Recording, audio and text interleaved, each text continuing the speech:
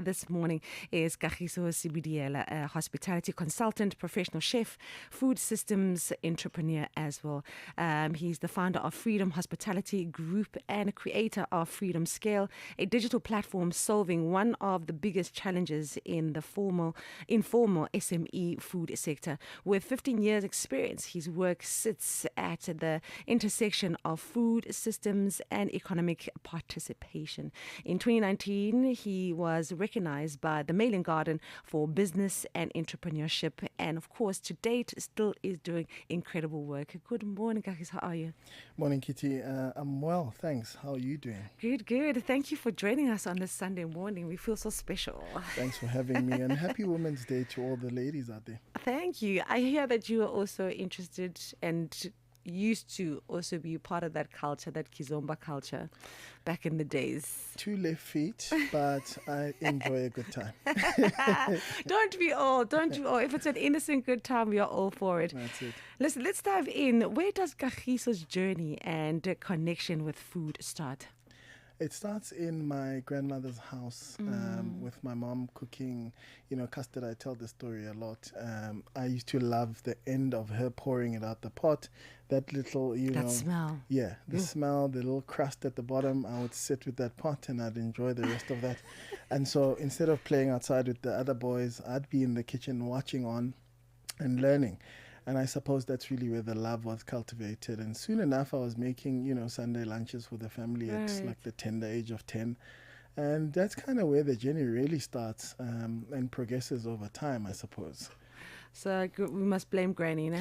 Look, not to blame. I think she's done an incredible job. I'm able to sort of share, all of that wisdom with people today. Now, how do you then pivot into consulting, and what gap did you identify in that space? So, I'd cooked for at least 10, 15 years, right? And I was tired. That's the first thing. I've got 2 kids and I want to be home for the morning run. I want to be there for dinner. And, a lot of what we do in the industry gets you home at like 2 a.m., 3 a.m. And so you can't, be present. And one, being a dad is very important to me. And so part of it was that. The other part was, of course, how do I innovate and grow my own business without being the key man risk, right? Everybody wants the chef. And that's not a very scalable business. And so when I decided to exit operations, I sat for like 5 months and I thought, what am I going to do? And the one thing that kept coming back to me was the questions I kept getting asked by other entrepreneurs all the time. How do I cost for this? How do I cater for 1,000 people? Because it's all a numbers thing, right? And if you don't understand that part, it becomes quite difficult to, scale and cook at that quantum. And so, as it got clearer, I realized that I needed to share the knowledge. And so I began speaking about it, on TikTok and the like. And soon enough, I found my first client on TikTok. And the journey really started there. This is probably August of 2025. And soon after that, of course, I started building tech to support this consulting, because I was like, I am not doing all your recipes from scratch. I am not, uploading all your invoices from the past year. That's going to be a lot. And so I built something that helps me do that at a very fast pace. And so that technology I'm starting to share at scale. And that's what Freedom Scale is. And it helps me in my consulting business. So now, someone who's listening, who's a chef, and they hear you saying that it's not a scalable business. Yeah. What do you mean by that? When you are for most small businesses, the owner is the chef, the owner is the driver, the owner is the admin person, the owner is the front store manager. They are everything in the business. They got to be on TikTok saying, hey, buy my food. And they got to be the ones delivering it and presenting it to clients. And that becomes difficult to grow if you don't build systems around it, right? And that's the first thing I always talk to entrepreneurs about. Everything you do on a day-to-day is your system. That's what an SOP is. Start writing it down. Because when you do bring people in, there's context and there's content. Because it's very difficult to try to teach people stuff that you are sort of pulling from your brain in bits and pieces. That's how I told you that you must add onion. you could have just given them a recipe, you know. So systems are really, I think, at the core of building a solid, scalable business and moving away from being a one-man show over time. So, being in the informal SME food sector, Yeah. what are the relationships like? What kind of relationships have you formed in the sector itself? So, I love connecting people. That's always been a thread around my business. And so food being a universal thing has allowed me to do that. And what I've done now is build a community around it, right? So when we're talking about small businesses, we've got a community on WhatsApp that's 400 people strong, all in the food industry, all small, all trying to build, and we are engaging on a daily basis. So these are like my friends who I give advice. And what's happening organically in that space is that people are advising each other. And so the community is really taking shape where trust is involved and people really take what's being said in there quite seriously. Right. So I think that's really what I've done in terms of building relationships with small businesses. Of course, I've done a lot more in the sense of having mentees that I've built a commercial kitchen for who now can actually service corporates. I know one of them does work with the SABC and UJ up the road. So, it's a long journey, and I think no one must confuse this for a magic sort of pill. If you do join the community, you can then advance into the school, which is a 12-month program that I've designed specifically to impact your business today. So, speaking of the tech space, Yeah. How does that work in terms of how you've incorporated that in the sector? Yeah. Because one would say, okay, he's making it sound easy, right? break that down to us, because you are saying that you created a recipe system using technology. Yeah. So break it down for us. So look, I think being a person who loves to learn, that's always been, I think, a strength of mine. I studied biochemistry and psychology, and I started my business at UJ as a means to an end, really. It was about, I don't want to eat chips and bread anymore, but I'm going to cook bigger meals so I can share it with the community. And so, as I've grown, I've understood that tapping into what is happening now is key. And so one day I was listening to a YouTube by Uvusi, and he was talking about how they've been using AI in their business to sort of look into some different things. He mentioned something called Lovable, and I said, okay, great, let me go check that out instead of attending this, show that they have on.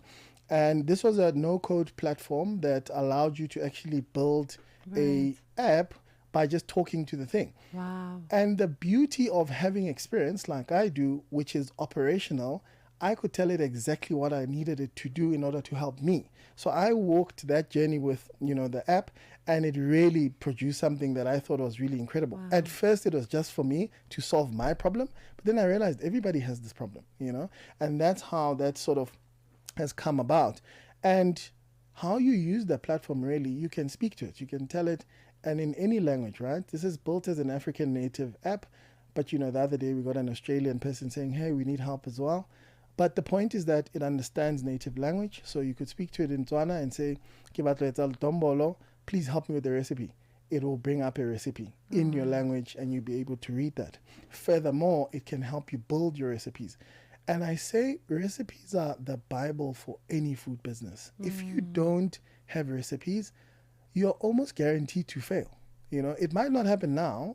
In 10 years' time, you might realize, actually, something is wrong. And this is a lot of what I hear. There's something wrong. We're making money, yes, but we're not sure what's going on. And that's because the number behind the ingredients is unknown. And if you don't know what your food cost is, you're in big trouble, And like any other business, the input cost is so important to understand intimately, because that's probably the one thing you can actually manage, right? So when you don't, you are invariably going to find yourself in trouble, and that starts eating into your margin and so forth and so on.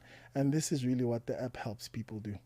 Man, you know what's amazing about this app? It's blowing my mind, because, you find people who get intimidated by the tech space, and i.e. me.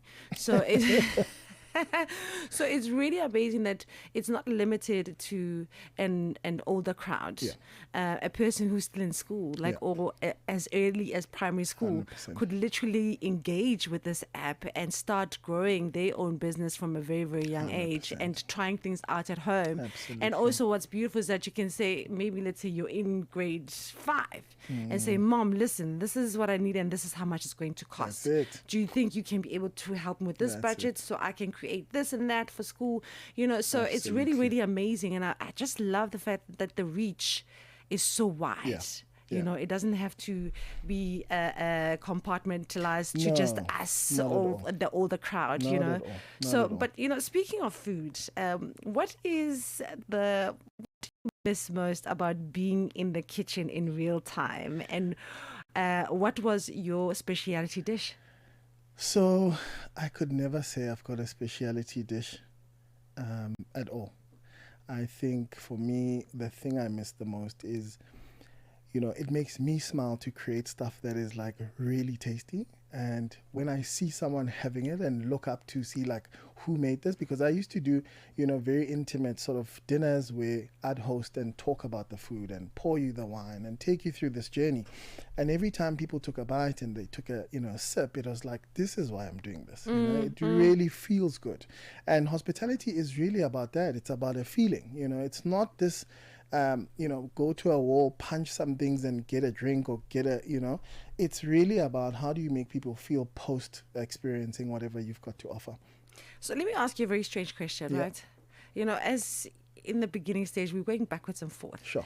So when you're preparing a dish, I know you are preparing for the masses, you're creating a menu for a specific event. Yes. But usually when you're cooking and preparing a dish, who are you cooking for? Who do you have in mind? Who do you want to impress? I think my kids. They're the most difficult people to impress. They'll tear you apart. Yes. It's insane, right? Totally agree with you. I think I'm like so good. People love they pay me real money. You guys don't pay me, you know? And you are so ungrateful. And I cook with them and they still are like, no, but what's this green stuff? My daughter doesn't eat onions, so she'll pull them out of everything. I'm just like, but you know, what is this? And kids are shameless. Hey? They'll literally pick your food and you look at your food, you're like 100%. They don't give. They really just don't. And you're just like, what? This has been like really slave labor, and this is what I'm getting. Because we only cook like once a week because it's such a big deal, right? Exactly. We spend 2-3 hours doing it. We only have a short period of time during the week to do these things. So I'm always crushed. And when I'm thinking about cooking, I'm always thinking, would these ones like this? You know? And that's really who I cook for. You know, speaking, you know, let's go back to real talk here in terms of mentorship. Yes. You know, in the food sector. Yeah. I know it's, for me personally, I always feel that, you know, a mentor has to reach a certain level of readiness in order to mentor someone. Yeah. You can't just wake up one day and say you're going to mentor someone. Sure. How's that journey been? Because you've mentored so many people. Look, I think the blind certainly can't lead the blind. It's not a good idea. I think once you've understood something to the point where it is unquestionable that you understand it fully, then can you impart knowledge, right? And that's what I've done. When I've exited food, I said, okay, I need to find someone who's passionate about food right now, cooking it, making it, delivering it, and I'm going to tell them exactly how to do it from A to B in the most efficient way. Right. And that's what mentorship for me looks like. It's an active thing. It's not this idea that we meet once a month. You know, like you can WhatsApp me and say, hey, we've got a guest who's looking for salmon. I'm not sure where to find it. And I can tell you, here's a number for the guy that does my salmon. You know, it's an everyday relationship. 100%. And because it's such a there's lots of moving parts, I know people forget stuff, and I'm always trying to give them systems that are going to help make it so much easier, you know, to manage their business, because that's really it, right? Like if you miss someone's message for 2-3 hours and you didn't respond, you lose the gig sometimes, right? But if you've got an automated WhatsApp message, which is something some people don't know exists, that has a link to your form, and your form has got your menu and it's got pricing and it's got details that you need from them, that makes the conversation much shorter. So all of a sudden, by the time you actually see whatever they had to say, they filled out a form, you know what they're looking for, you can get back to them a lot faster, But back and forth on WhatsApp, when do you want the food? What time? What food do you want? All that stuff takes way too long and gets you further and further away from the sale, which is really what business is about at the end of the day. And in closing, man, this has been so amazing. What is your contribution in ensuring there is gender equality in the industry sector? So I think I'm super open to working with anyone. That's the first thing. I think talent is important, but grit is far more, important to me. And it's about, are you willing to do the work, right? It's previously always been that the industry is very male dominated, but we're seeing a whole lot of women in that space doing incredible work. Yesterday, I spent some time in Soweto at a restaurant that I'm consulting for, and I think 70% of the kitchen was ladies, and that for me makes me quite happy, because either or can deliver on the service. It's really about their commitment to quality and consistency. And that's really how I contribute, by speaking about those two things to any of the genders. Now, tell me, how does one connect with you and want to work with you further? So, Freedom Scale Africa on all the platforms. Kagiso Sebediela on all the platforms. Freedom's Kitchen Consulting on all the platforms. I think I must definitely invite your kids, and I must cook one day. And They will show you down. They hold the knife for real. Really? Yeah. Oh my gosh. Okay. Yeah, we definitely need to make a date 7 happen and 5 here with years these old. kids. Really? Yeah. That's amazing. Pretty Oh insane. my gosh. Thank Pretty you so insane. much for joining us on Thank this you for beautiful having me. Sunday. Thank you What a for beautiful having me. conversation. That was Kagiso Sebediela, a hospitality consultant, professional chef, and a food system entrepreneur, the founder of Freedom Hospitality Group and creator of Freedom Scale, a digital platform solving one of the biggest challenges in the informal SME food sector. We'll be back with more in just a moment. African